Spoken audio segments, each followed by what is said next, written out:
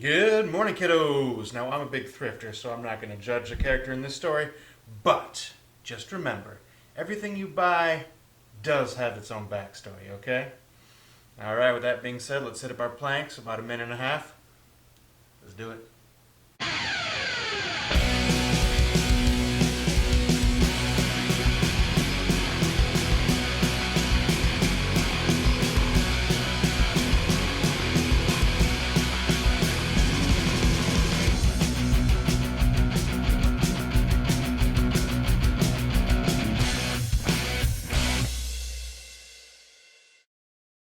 And now, the white satin evening gown. Let's get set in our planks. 3, 2, 1. A young man invited a young woman to a formal dance, but she was very poor and she could not afford to buy the evening gown she needed for such an occasion. Maybe you can rent a dress, her mother said. So when she went to a pawn shop not far from where she lived, she found a white satin evening gown in her size.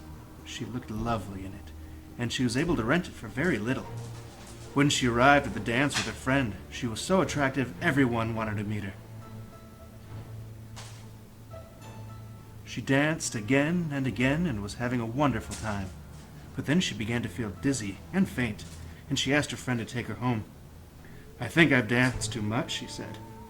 When she got home, she lay down on her bed.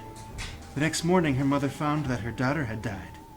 The doctor did not understand what caused her death, so he had the coroner perform an autopsy.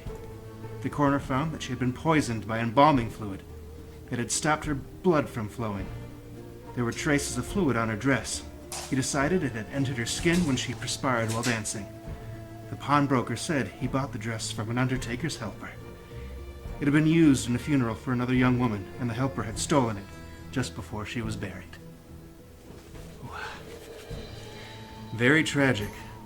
Next time, just go to Savers with the Salvation Army. Well, till next time.